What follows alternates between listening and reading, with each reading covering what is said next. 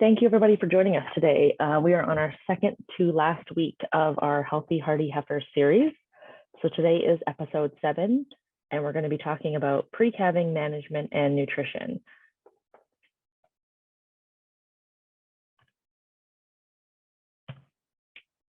So just as a reminder, we have one more session next week where we have Dr. Katie Proudfoot talking about pre-calving comfort and facilities to finish it all up. Also, just as a reminder, we want to thank our sponsors for making it possible for us to offer this as a free program. So we would like to extend our thanks to Diving Bee, Zimpro, Pool & Grain, and Arm & Hammer. So we will get going with today's speaker. Today we have Dr. Mike Van Amburgh joining us. He is a professor of animal science at Cornell University. And Mike is going to be talking about pre-calving nutrition and management. And there was a scheduling conflict with Mike originally, so we had him pre-record his presentation, but he has joined us and he will be speaking up at the end for Q&A. So please feel free to put your questions in the Q&A section, and I will go ahead and share Mike's presentation, and we will get going.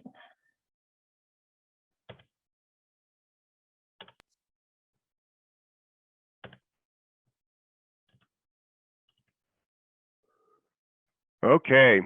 Hi, everybody. Thanks to Casey and the Northern New York team for inviting me here for this session. The topic they gave me was heifers, post-breeding management of heifers, and things to do to maybe get them ready for lactation. And it's a simple topic and a little bit of a complex topic all at the same time. Not meant to be complex, it just is because we don't get a lot of information at this point in their life. So with that, I'll get going. So for me, the first place to start, but the reason I'm going to start here, and if some of you have heard some of this before, I apologize.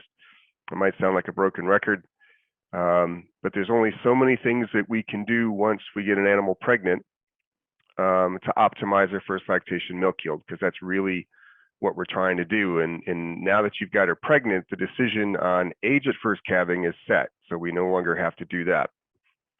So now our goal is simply, how do we prepare this heifer to be as productive as possible once we get her into the herd? So I'm going to look at this this third line down here, post-calving body weight in the first lactation, and I'm going to focus on this 82%. We want to be 82% of the mature size of your herd. And we want to do that because we want those heifers producing 80% of mature cow milk yield. And if we reach at least 82% of mature size, they're still going to grow in the first lactation, but the amount of growth that they need to grow to get to their next benchmark is going to be less, which means their energy partitioning towards growth is going to be away from growth, is going to be good, because the whole idea here is you want to calve them in at a body weight where you're going to allow them to grow to the next lactation, but not at the expense, or is not as much of an expense in first lactation milk production.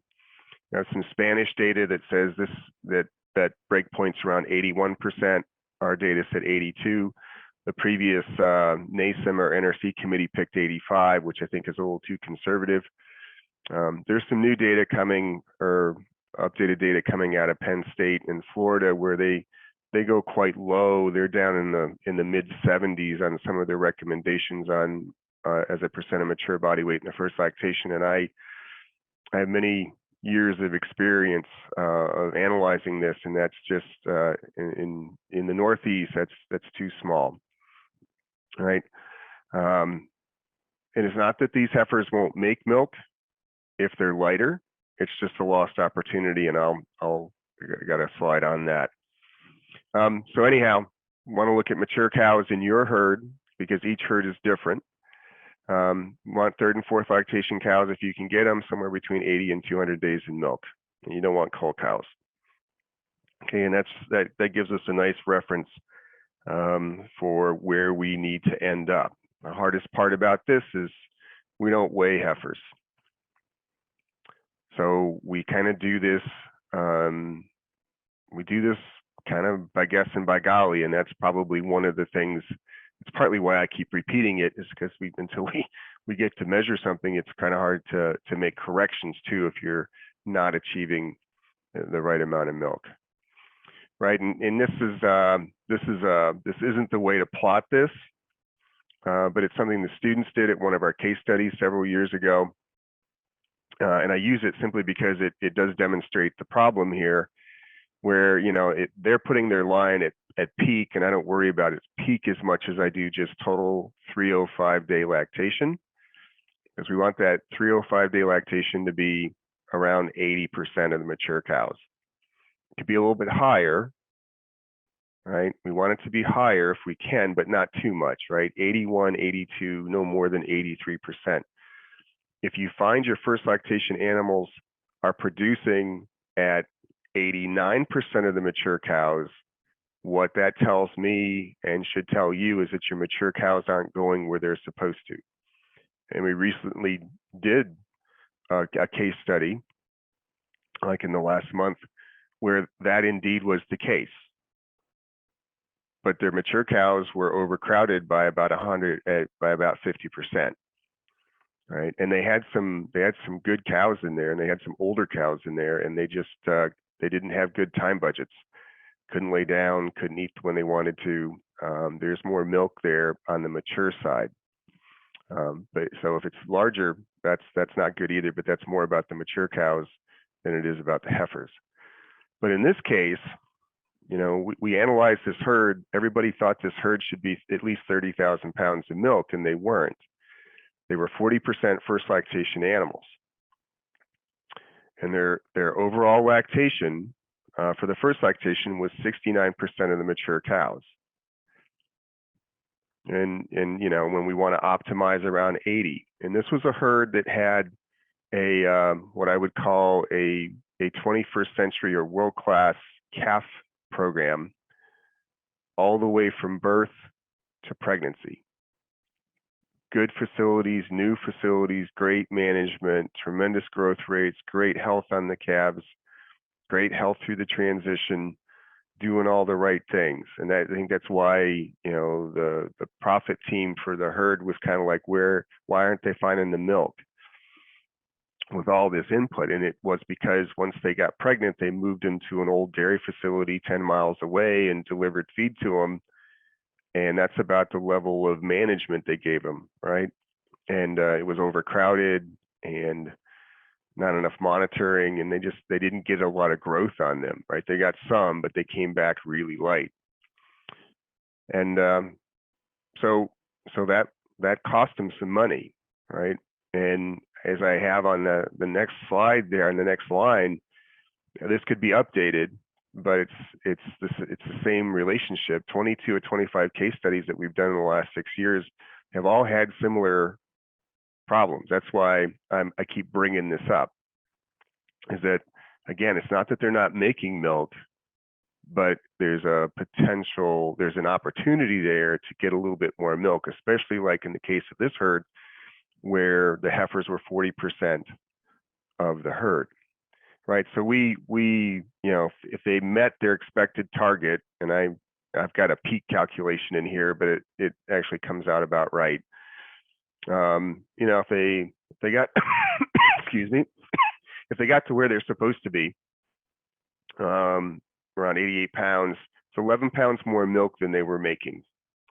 Right, so it's not quite 2,500 pounds of unrealized milk in that first lactation, because they're growing at the expense of making milk, right? And if you could see these cows, if you remove the first lactation, boy, the mature cows were 34,000 pounds of milk. So they grew into it, but it took them a long time.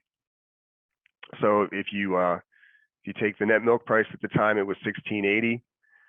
That income over feed cost was the actual income over feed cost at the time. This was all calculated out, so it was 833. So that's about 2,500 weights of milk at 833. That's $215 per first lactation heifer income over feed cost. Right, and again, it was an 800 cow herd, 40% first lactation, 320 heifers. That's about $69,000 worth of income over feed costs that they hadn't realized, divided over the 800 cows, and you're looking at 86 bucks a cow.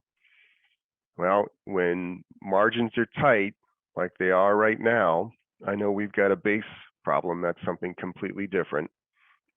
But we want to optimize what we're getting out of these cows, right? We're going to get a return on investment.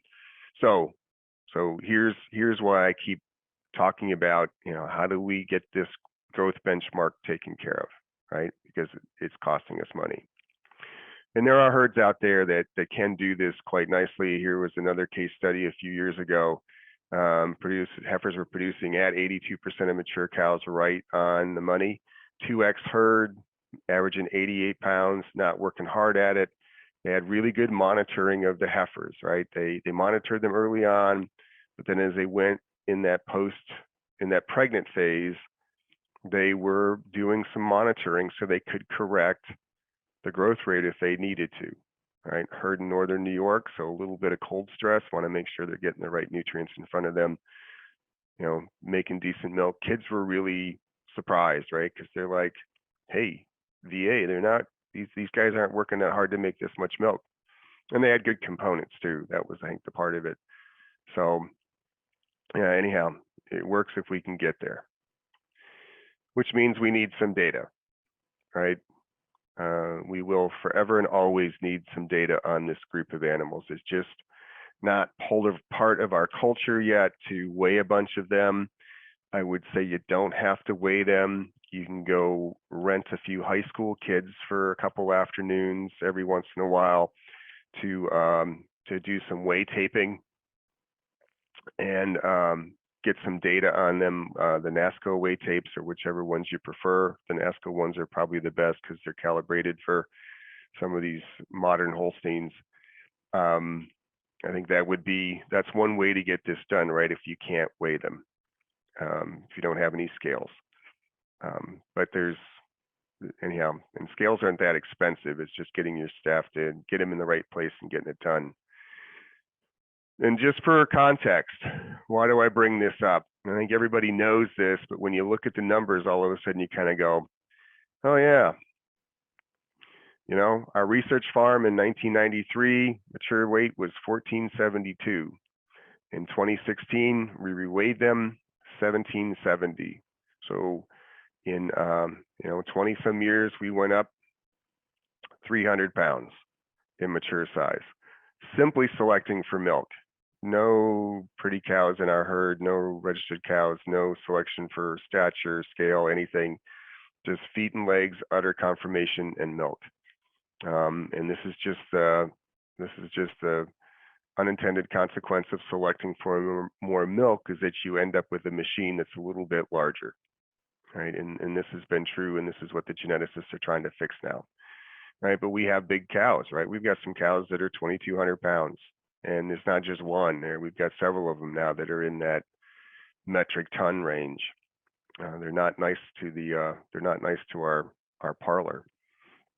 So just the idea that cows, that old recommendations don't work, and that each herd, the other thing that I know from doing some of this is that each herd is different. There's no standard mature body size, just like there's no standard weight for a male at 18 years of age, or a male at 60 years of age, doesn't really matter. Okay.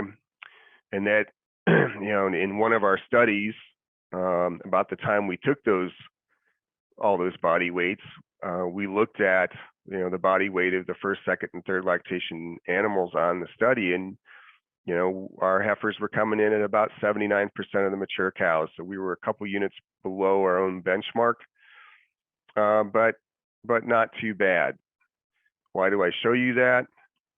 Because if you know the percent of body weight, you can kind of, if there's no other impediments, you can kind of know, well, how much milk am I making?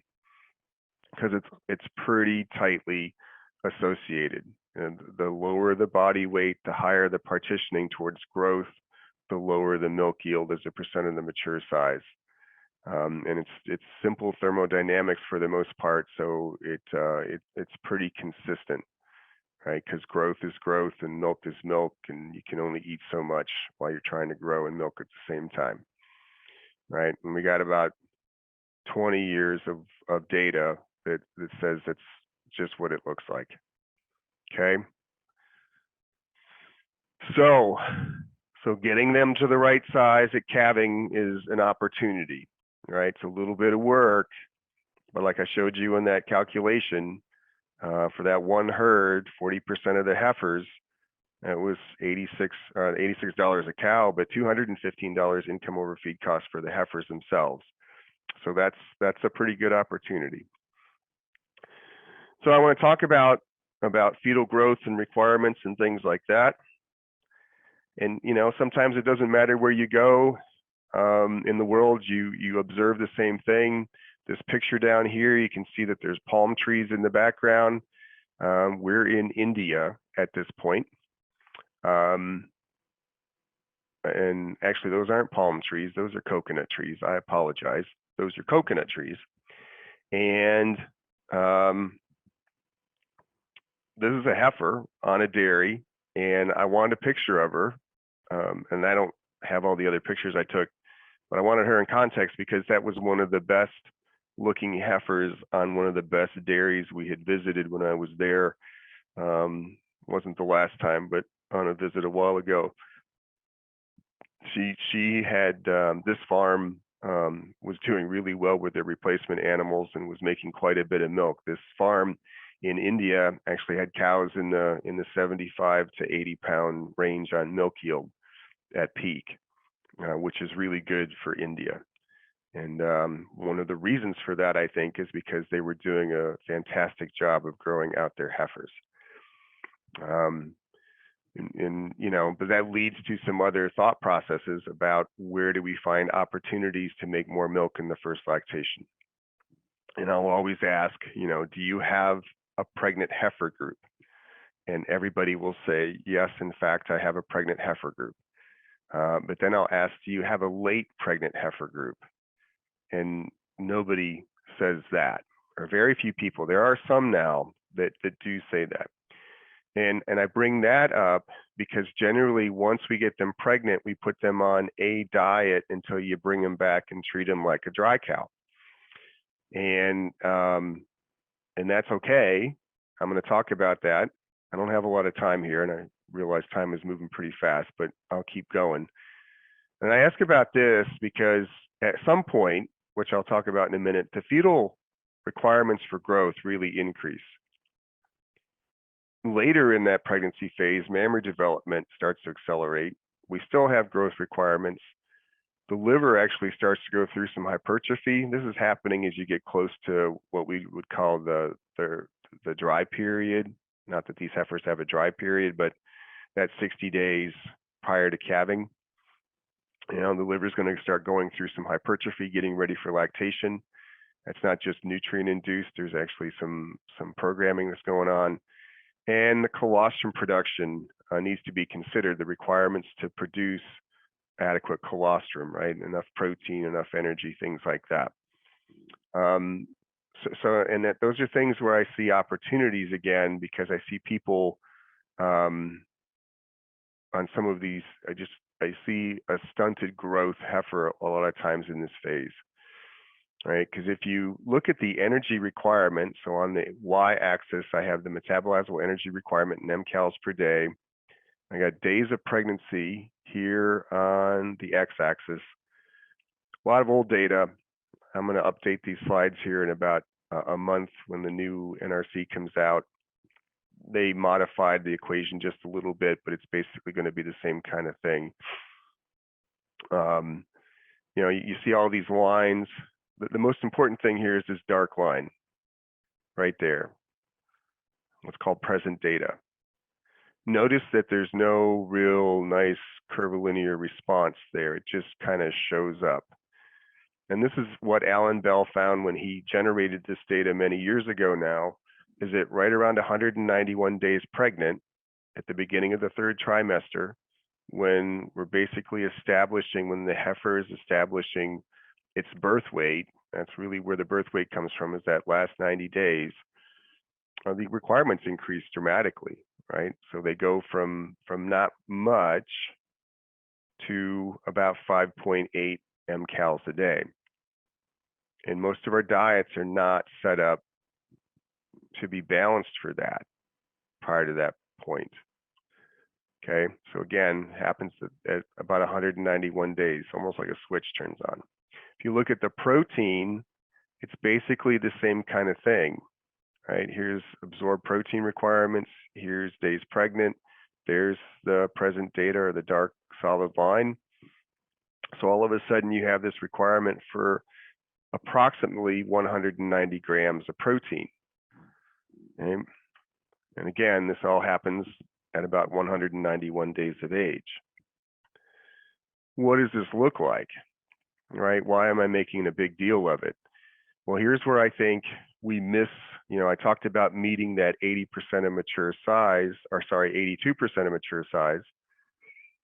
And I think a lot of times people are on target for that. The nutritionist has made a decent diet, and you're on target for that up until the point you hit the third trimester, right? And when you hit that third trimester, now, the pregnancy requirements have been fairly low. And all of a sudden, they're really going to kick up, right? They're so low that you actually don't see anything here in the printout. It's there, but it's so low it doesn't really register. So right now I got 1,200 pound heifers with a 1770 mature body weight, 180 days pregnant. We want them to be growing 3.1. Our energy is set for 3.1 pounds a day. Our protein is at 4.2, not because the diet's really high in protein, it's because there's enough fermentable carbohydrates there to make lots of bacteria that meet the requirements, right? So there's just plenty of MP there from microbial yield. I'm going to make the heifers a little heavier now, and I'm going to put them into that third trimester. I'm not changing the diet, right? Which is what we normally don't do, right? We don't change the diet. I have a pregnant heifer diet. So I gave them, not quite 70 pounds, gave them 20 more days. So we're right into the beginning of the third trimester. Because of the pregnancy weight gain, the growth rate immediately increased to 3.6 pounds per day from 3.1. The ME allowable went down to 2.6 from 3.1. And or more importantly, the MP, or the protein allowable, dropped a full pound, it dropped from 4.2 to 2.1, so it halved itself, right? But yet the target says we should be growing at 3.6 because the fetus is going to be growing at about 1.3 to 1.4 pounds per day. So mom should be growing about 1.5 to 1.7 pounds a day. That gets us to our 3.6, right? But we don't have enough energy and protein there to effectively do that. Mom is going to make sure that the fetus is well taken care of, the placenta and the uterus, everything is well programmed at this point.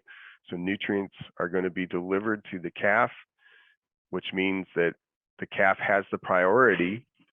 So mom is actually going to slow down her growth to whatever the diet allowable really is. Okay, and this target gain includes the weight of the fetus, which is why I'm showing it.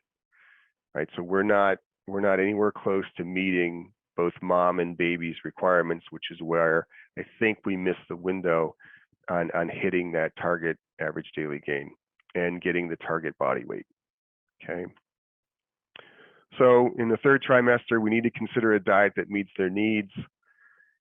This is always a big discussion when you really try to figure out how to solve this. Do you need another group? Because you don't want to feed that high of a nutrient density to all the pregnant heifers. One, that's expensive, and two, you don't want to make them fat. but figuring out how to do that, maybe with a top dress, maybe sequestering some heifers. It's always a discussion about how to manage that, but there's an opportunity there, and I see this manifest itself more often than not in a lot of herds all around the world, right? From Europe to South America to China, doesn't really matter. So, but anyhow, if we do better here, we'll get better milk yields. We'll overcome maybe some poor colostrum production and quality and some other things that get caught up in this that are just casualties of this whole process. Okay. Things, again, a couple more things here. What are we worried about? Well, the other thing we got to worry about is mammogenesis. We got to build a mammary gland, which is also part of where we're going to build some colostrum. There's a period of time right around calving where the mammary gland really turns on. This is really in the this is in the pre-fresh group. This 21 days prior to calving, usually when people have heifers in the pre-fresh group, that's where this happens. So another thing about this time period is make sure that pre-fresh diet allows those heifers to consume enough to meet their protein requirements. It's one thing to meet the energy requirements.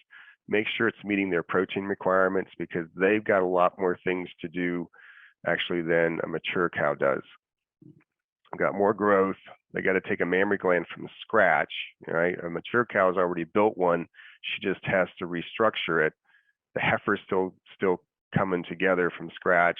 Plus, she's got to finish the calf, do her growing, not get fat. We don't want her to get her fat, and build a good calf. Anyhow, and there's just some numbers describing, how much protein that is. But just to build a mammary gland, our calculation is another 277 grams of protein.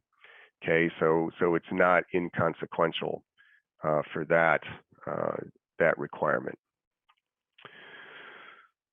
Real quick, just a few more slides here. Allison Kerwin, some of you may know her. Allison just finished her long-term PhD with Dr. Tom Overton this past week. She defended earlier this week. I'm on her committee. Allison did a remarkable job with a huge field study, right? And one of the things she observed, I think, is important for this conversation, because we still want to get to that 82%. We don't have as much time at this point, and we're kind of moving into that dry cow pre-fresh stage, because that's always a question. And I don't think this particular study completely answers it for me, but I think it's on the right track. Okay, and that's why I'm sharing it with you. So she's got this big, long title, Associations of Nutrition and Management Strategies during dry and early lactation periods with metabolic and inflammation-related biomarkers, health, milk production, reproduction, performance of dairy cows on commercial farms in the Northeast. And I'm just going to take her nearly 400-page dissertation and bring it down to just a few slides, because I want to focus on the heifer part of this, because she did have some heifers in this, right? And I borrowed her slides here, so all credit to her. So they did a couple things here that you'll all be familiar with from a management perspective.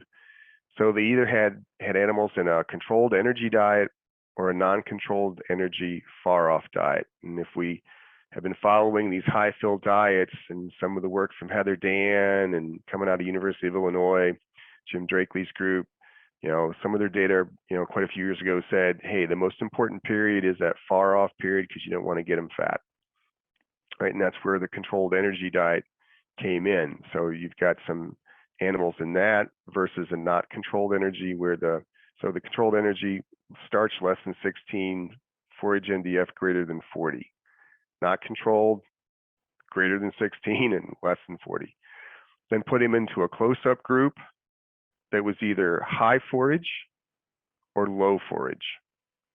Okay, so greater than 40% forage, less than 40% forage NDF. And then finally, in the fresh group, they had a low starch diet, less than 25%, or basically greater than 25% starch. Right. So I wanted to give you these characteristics, because out of these, they she was able to deduce kind of an optimum setup for heifers in performance, not so much milk, just metabolic health, pregnancy, things like that, and a little bit of milk. So when you look at these diets, if anybody's really interested, the forage NDF, ANDFOM at 40, almost 50 here on the controlled energy versus 43 on the close-up, 47 versus 41, and on the fresh, 33 on the low starch versus 31 on the high starch. So even on the high starch, 31% ANDFOM I think is good. This controlled energy is a little high, but that seems like it worked. Again, close up 47 and 41, and then the starch is around 12, 17, 16, 18, 20, ended up 23 or 24 versus 28. And you can see the energy differences there. I don't want to do all these numbers, just more about what's going on, right? And just how these diets got set up. But I think what's interesting here, and I'm just going to back up because when I switched out the slides, apparently it didn't migrate effectively. So in the dry period, far off and first, by close-up interactions, the primipares. So prevalence of elevated BHBAs, right? Well, where did they have the lowest BHBAs? Well, it was in the controlled energy high forage diet, right? Not that it was significantly different. In the controlled energy low forage diet, not so much. Non-controlled energy high forage, not so much. It comes back down. So there's a little bit of variance there, but I'm going to put it all together. So we're going to stick here on the primipares cows for the BHBAs with a controlled energy high forage. If you go to the primipares cows on a 21-day preg rate, again, if you just look at these metrics, controlled energy high forage at about 32%. The other two, not so much. If you go non-controlled energy low forage, you do see it around 30.1, right? So numerically, there's a little bit of a difference there. But for the most part, we're looking at kind of controlled energy high forage. We can argue a little bit about whether it needs to be that or not, because quite frankly, my bias would have been not controlled energy and a high forage, right? But it didn't really work that way. But we'll just keep going here. Yeah, definitely out of sorts here once I put the slides together. So when we look at this next one, right? When we look at prevalence of elevated NEFAs, high forage, NDF low starch, low forage is in the close-up period. Either high forage or low forage, low starch or high starch, right? Take your pick, right? I'm going to put them all together here in a minute. But it's telling us two things, right? And this is what I want to talk about, because you're saying, well, what's the answer? I think the thing that I see in this are two things. I think it depends on how fat the heifers were when they came. I'll use the word fat. And how much growth they had to have, right? Because I think you see two things happening here. Prevalence of elevated. Well, the prevalence was lowest on a high forage low starch or a low forage high starch, right? So if you're a fat heifer coming in, a high forage low starch would be good for you. If you're a heifer that still has some growth, a low forage high starch might be good for you, right? If you look at conception risk, right? Periparturient, high forage, high starch. Okay. And again, that does separate out pretty well there. So I see that as a good thing. So back to high forage, good rumen health, high starch, making sure you get some energy into those primipares cows because they got a lot of things they've got to do, right? They weren't necessarily associated with big milk production outcomes. So when I look at this, I think, okay, as far off, you know, doesn't really matter. I think we need a healthy diet for a heifer. For pregnancy, it looks like everybody did better if we did a controlled energy, high forage, right? So I'm going to fall in line here. This was pretty good. This was pretty good on the preg rate. Go to the next one. You know, look at these two on elevated post-nephis periparturient period, high forage, high starch, maybe not so good. So here's a bit of a toss-up. You can go high forage, low starch, or low forage, high starch. When you go to conception risk, it's high forage, high starch. Okay, even though that looks like it gives you a little bit more NEFA, right? I think where I'm going here is that when I look at this, it's telling me what I think I expect to see, but I think what we're looking at is we need a diet that's got good NDF, doesn't overfill them, highly digestible NDF, probably more starch than a lot of the cows, a lot of the mature cows we want to feed. But definitely, oops, and I'm missing a slide, but if you look at them post-calving, it's definitely a high starch diet, okay? It's definitely a high starch diet. Sorry, I'm missing a slide there. So anyhow, good forage, digestible forage, probably higher starch overall, and then get them on a high starch, high fiber diet post-calving. As far as meeting some other requirements, and again, this what do you do with heifers in the dry cow phase is a hard thing because they're not dry cows. And I was trying to bring some thought process to that. Hopefully you guys got something out of it. I'm running out of time here. I'm showing this because I think one of the other things I see with heifers is we go to these high fill diets and we talk about high starch, low starch, high fiber and all that kind of stuff, is we don't talk about the protein. We are doing studies now where we're putting amino acids in the cows. I'm not going to go through this whole study. This particular study was all multi-pairs cows, but we've been doing this in some primipair cows. It just hasn't come to fruition yet. I can share this with you, but we're looking at making sure that lysine and methionine requirements are met, definitely methionine through all these diets, okay? And in the interest of time, I'm just going to go a little quickly. Just the point here is that we're starting to look at things like how refined can we balance some of the MP to optimize milk. When we look at milk yield and composition, you know, on these cows, we were about the same on energy corrected milk, but the fat was different, right? We opened up the fat, we opened up the protein, and I think had we run the study a little bit longer, it would have become more obvious, right? So the fat went up 0.14 units, 60 grams a day. The protein went up about 0.11 units. And the other reason I'm bringing this up is because when we've got base programs, we can't make a lot of milk, we want to make more components. So we can ship more components per unit of milk. And I think this might be one strategy, because when you look at total solids, they significantly went up. The reason I'm showing you this is that, you know, when you look at the milk fat percentages, you know, the first 6 weeks, nothing happened, right? And that's typical of what we see in negative energy balance conditions. This is combined data from Wisconsin and New York with over 400 cows.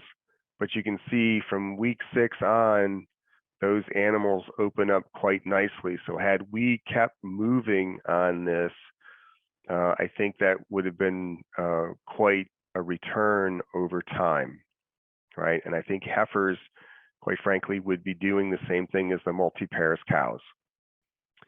So I wanted to show you that, and the same thing with the milk protein. So starting in the dry period, balancing for the methionine and trying to match the lysine a little bit. Once those cows get out into established lactation, we were seeing the milk proteins open up on those cows. And yes, we're balancing in the lactation phase for this also, but that's for both of them, right? This is simply the effect of the pre-fresh or the close-up period on amino acid balancing. Okay, look at milk solids. You see it separating earlier, but it's really obvious once you get past about 6 weeks.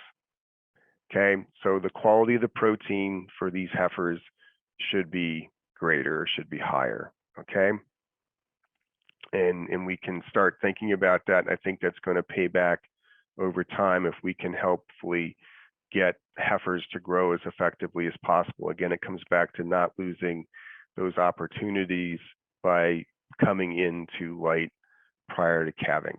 Okay,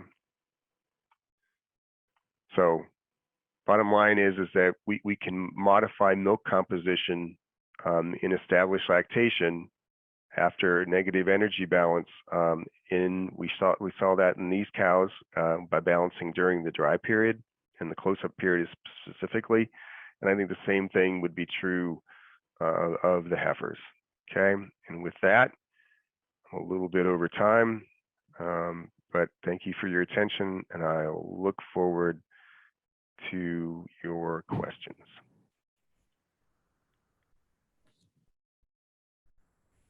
Okay, great. Thank you, Mike. So if anyone has questions, please put them in the Q&A box. Mike is going to join us live for some discussion. Just wait for a few to pop up here. So while we're waiting, I had a question, Mike, and this question has been asked in other weeks of everybody else, so I might as well throw it at you too. So colostrum quantity. So you touched on it a little bit today, and I want to talk about it in the context of fat heifers. Do we know what's impacting colostrum quantity? Is nutrition in that last trimester really affecting quantity, or is it fat heifers? What is it? Do we know? Yeah, well, it's always hard to sort through this because there's so many moving parts. But I think if you disassemble some of the things that we're doing, first of all, you got to knock out season. Holsteins aren't so bad with the seasonal change as Jerseys are, but the daylight thing does impact colostrum production. So we, get that out of the way. I do believe that protein status, and a good study needs to be done here. But as I go around, having gone around the world a few times now, literally and figuratively, I guess. I've been in places like Northern Europe where they're feeding, the Goldilocks or the high fill diets, like we were just talking about, the controlled energy. And the diets are built for, generally those diets are built for dry cows. And the intakes are built around dry cows. So when you think about a heifer who still has a growth requirement, has to do all those things we just talked about, and they get put on one of those dry cow diets, they may get enough energy. They sure don't get enough metabolizable protein. And I remember one very clear exercise that I did in, I believe it was Denmark. I was invited over by a very progressive vet group, and I said, okay, we'll do classroom stuff part of the day, but we'll go to a farm, analyze the farm, and then come back and talk about it for the rest of the day. We did 4 farms, 5 farms, didn't matter. Every farm we went to, one of the major complaints was my heifers aren't making any colostrum, or very low colostrum, or not high enough quality. And we ruled out everything, and then we loaded the diets in there, and we started to look at the metabolizable protein supply, and we scaled it down to what we thought some of those heifers could consume, and they were just very deficient, and had probably been deficient for 60-day dry period, and which means to me, looking at these pregnancy requirements, probably longer than that. So I do believe, from the empirical data that I've been able to collect, just trying to problem solve on farms, that is a big issue on a lot of dairies, right? And You know, we're all trying to do the right thing. And that's why I was a little excited for, you know, Allison's study, because I was hoping to use that to get some clarity. And you could hear from the way I was talking through it that I probably didn't get as much clarity as I wanted. But I do think her study showed a lot of things about, you know, how we might approach heifers. But so I do think the colostrum thing is tied to is really tied to protein. I don't think it's so much about fat heifers. Fat heifers are just a casualty of probably not having enough protein, or maybe just too much energy along the way, but that comes back to not monitoring. Yeah. So there is one in the chat that says, hi, Mike, from Dennis Molina, that about 80% milk production and first lactation should be something to look for specifically, or with a good diet, I can push for more without risking the effect on growth. Dennis, good question. I wouldn't push for a lot more. I think if you can get to that 80, there's a safe place to be in terms of that percent mature size relative to or the percent of body weight relative to mature size. You want to be in that spot somewhere around 81, 82, 83% of mature size. I would encourage you to be much heavier than that, because I think that's going to contribute to fat heifers. But you don't want to be, obviously you don't want to be less than that. So I wouldn't try to make it higher. And like I said, every time we see heifers outperforming the mature cows 99% of the time, that generally means the mature cows there's something wrong with them. And so I wouldn't try that. I do think, though, some of these other things that I talked about will probably lend itself to a little bit more milk, right? And a little bit more performance. But I wouldn't try hard to outperform some of those benchmarks. He had a follow-up question: to reach or get that methionine effect, what levels of methionine should be supplied pre and post calving? Yeah, so the number that we're using right now as our entry point is one. We're doing this on an energy basis, which is unusual. Most people, this is our new approach to formulating for amino acids within the structure of the CNCPS. So the starting point would be 1.14 grams of methionine per mcal of metabolizable energy. Okay, so that would be in although our group has not personally tried that in dry cows or transition cows, we did come close to that in that study that I just showed you between the Wisconsin Cornell group. So that was part of our study. I should equivocate there. That was kind of the number that we used to get there. But there's some others that have tried it here recently at University of Illinois and Purdue, and some work that they're doing, and it seems to be working for them.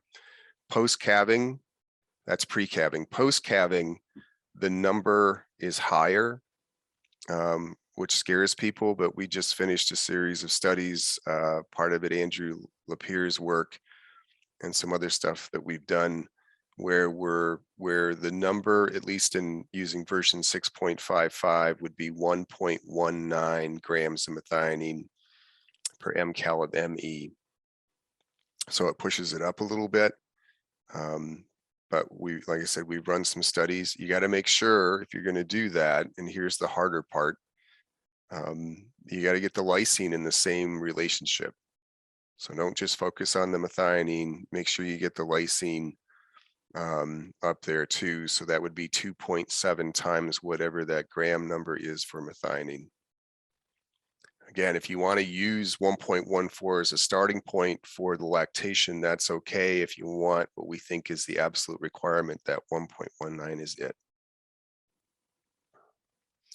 So just on how to use that, if you've got cows consuming 60 mcals, I'm thinking about a lactating cow here. If you have a cow consuming 60 mcals of metabolizable energy, it's a fairly straight calculation, right? And that's what we like about this. We've worked out the math a couple times now, or several times, and it makes it very discrete. So 1.14 times 60 means at the metabolizable level, you would have to have about 68 to 69 grams of methionine. If they were consuming 70 mcals, now you're at 79 grams, right? So you can see, or 80 grams. So you can see the difference, and you can imagine what happens if you push it to what we think the upper level is, which is 1.19, or not the upper level, but the actual requirement. So. Okay, Mike, we've got one more question. Yep. Do you have any thoughts on if calcium mobilization is also an issue with pregnant heifers, or would you say it's more common in multi-pairs cows? Yeah, my thinking on that is it's more of a problem with multi-pairs cows than it is with the heifers. Right? We don't see a lot of those issues in heifers as far as I'm aware. So. Okay. Awesome. Well, that is all the questions that we have. So we'd like to say thank you to Dr. Van Amburgh for joining us today and for going through those questions. I've put the link in the chat box for the box folder for the recordings, so you can access the materials and recordings from the previous weeks. Also, just again, as a reminder, we want to thank our sponsors for making this program possible to offer for free. And also as a reminder, next week we have Dr. Katie Proudfoot joining us to talk about pre-calving comfort and facilities. So thank you again, Mike, and thank you to everybody for joining us. Thank you.